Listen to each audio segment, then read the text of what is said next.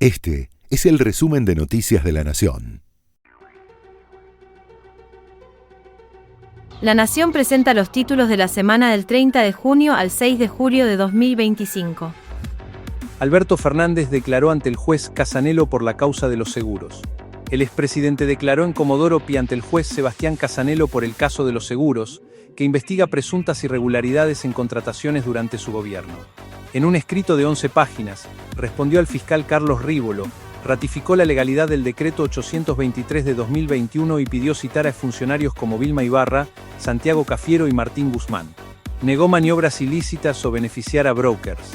Su abogada, Mariana Barbita, calificó la imputación como genérica y desvinculó a Fernández de gestiones en favor del broker Héctor Martínez Sosa, pareja de su entonces secretaria.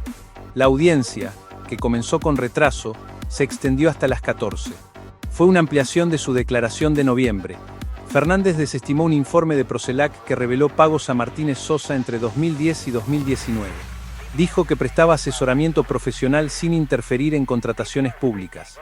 La causa volvió a activarse con el cambio de juez, un fallo de la Cámara que levantó la inhibición de bienes y nuevas medidas, como un peritaje a su celular, secuestrado en la causa por violencia contra Fabiola Yáñez, donde ya fue procesado. Casanello ordenó revisar la copia forense del aparato con filtros vinculados a este expediente. Esto dijo la abogada del expresidente, Mariana Barbita, al salir del juzgado. Y eso fue muy importante para que el doctor Alberto Fernández pueda contar lo que vino a decir y lo que ya dijo. Es decir, no tiene ninguna relación ni vinculación con esta causa, con esta imputación. Fue muy crítico al determinar que esta imputación es totalmente genérica, que no es clara, que no es precisa. Inclusive fue claro al decir, lo que ustedes ya también saben, que el decreto es un decreto totalmente legítimo, no solamente declarado constitucional por la justicia contenciosa administrativa, sino que el decreto jamás menciona ni a brokers, ni a intermediarios. Lo que hace es hablar de coseguros. Y esto es algo muy importante porque hay bienes en el Estado que tienen muchísimo valor. Entonces, para asumir esos riesgos, muchas veces se convoca a determinadas empresas para que asuman esos riesgos. Pero de ahí a que haya irregularidades, le escapan absolutamente al doctor Alberto Fernández, teniendo en cuenta que fue el presidente de la Nación. El PRO autorizó a Cristian Ritondo para sellar el acuerdo con La Libertad Avanza. A 5 días del cierre para inscribir alianzas bonaerenses, el PRO autorizó a Ritondo a negociar un frente opositor a Axel Kicillof. La asamblea partidaria, presidida por Néstor Grindetti, le otorgó facultades para avanzar sin especificar con qué fuerza. Aún sin letra chica, las negociaciones con La Libertad Avanza están encaminadas. Ritondo informó avances con Sebastián Pareja, referente libertario en la provincia. En el PRO aclararon que no se aprobó aún la alianza con Milei, solo se habilitó a formar un frente anti-K. Los libertarios impusieron condiciones, que el frente se llame La Libertad Avanza y mantener su logo y color. Ritondo busca preservar a los intendentes amarillos y ubicar nombres propios en las listas. Entre ambos espacios controlan 17 municipios, pero persisten tensiones en distritos clave como Vicente López, Junín o General Pueyrredón.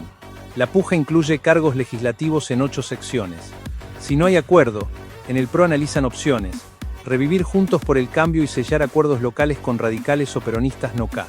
Así lo explicó Cristian Ritondo a la salida de la asamblea partidaria. A la mesa ejecutiva para realizar alianza.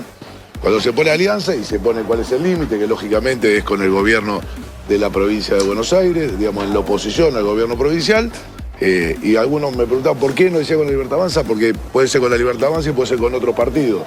Si nosotros ponemos el nombre del acta, no podemos autorizar a ese tipo de alianza. Así que hablamos, estamos haciendo un repaso de cómo estamos en los distritos, cómo estamos en los distritos que gobernamos, así que vamos a seguir trabajando el fin de semana y lo que queda, hay que pensar que para las alianzas es el miércoles que viene, pero todavía para la lista faltan bastante. En ese sentido, ¿qué es lo que se tiene que trabajar de acá hasta el miércoles con La Libertad Avanza?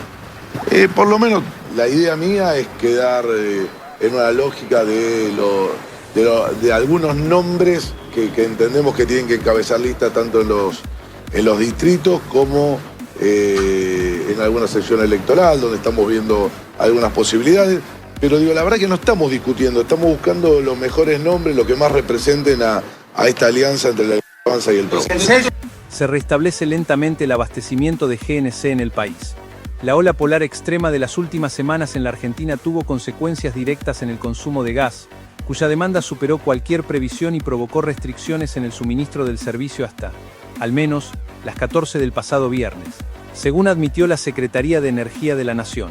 Hacía al menos 15 años que no se interrumpía el suministro de gas a las industrias con contratos en firme, quienes pagan un precio más elevado justamente para no sufrir cortes. La reunión del Comité de Emergencia fue para evaluar los avances y se comenzará a liberar de manera gradual. Primero los contratos firmes y, en última instancia, los interrumpibles, señalaron en el gobierno. Le dieron prisión domiciliaria a la funcionaria bonaerense acusada de haber tirado estiércol frente a la casa de Espert. La jueza federal Sandra Arroyo Salgado dispuso hoy la prisión domiciliaria a Alesia Baigar, la funcionaria de la provincia de Buenos Aires, que llevaba 9 días detenida acusada de haber arrojado estiércol frente a la casa del diputado José Luis Espert. Arroyo Salgado, que se negó a excarcelar a Baigar y la mantenía detenida en la cárcel de Ezeiza, accedió finalmente a que sea trasladada a su domicilio porque recibió un informe médico oficial que daba cuenta de sus problemas de salud y del impacto negativo que podría tener para ella continuar en la cárcel, informaron fuentes con acceso al expediente. La acusada ya le había informado a la jueza, en su indagatoria del jueves de la semana pasada, de la entidad de sus antecedentes médicos. Tiene una enfermedad autoinmune pulmonar y tuvo una gran operación el año pasado. En paralelo, la Cámara Federal de San Martín debe resolver si corresponde que Baigar siga presa. La defensa apeló el rechazo de la excarcelación dispuesto por Arroyo Salgado. Fuentes de la Cámara informaron que decidirán el lunes, el día que vence el plazo de la Fiscalía para dictaminar. La defensa de Baigar venía reclamando que, al menos, le dieran prisión domiciliaria y hoy había presentado un escrito quejándose de que la jueza demoraba su respuesta. Colapinto vuelve al circuito en el que hizo su primera prueba en F1. La temporada 2025 del Campeonato del Mundo de la Fórmula 1 continuará su marcha con la 12ª fecha, el Gran Premio de Gran Bretaña. Allí, hace exactamente un año, participó por primera vez de las pruebas libres en la escudería Williams.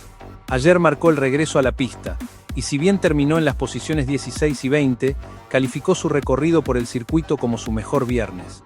Por fuera de Colapinto, el piloto británico Lando Norris de McLaren lideró la jornada de entrenamientos libres de este viernes para la 12ª carrera del Mundial, por delante de los Ferrari del monegasco Charles Leclerc y el inglés Lewis Hamilton, mientras Fernando Alonso, con Aston Martin, acabó 12º y Carlos Sainz, con Williams, 16º.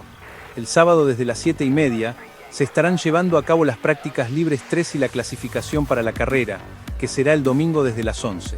Esto decía el piloto argentino. Desde que empecé creo que fue el mejor viernes, obviamente que era un poco en lo que estábamos trabajando, iba a ser una pista que iba a ser difícil para nosotros y lo está haciendo, así que nada, trabajar a la noche para volver un pelín mejor, creo que hay mucho por trabajar. Cuando ponemos esa goma blanda el auto muy inestable, muy impredecible, así que hay que trabajar para mejorar eso. Cruce de candidatos en el Mundial de Clubes. Este sábado, desde las 13 y por los cuartos de final del torneo, Paris Saint-Germain se enfrenta al Bayern Múnich en Atlanta. El ganador se enfrentará a quien consiga imponerse entre Real Madrid y Borussia Dortmund, que desde las 17 se verán las caras en New Jersey.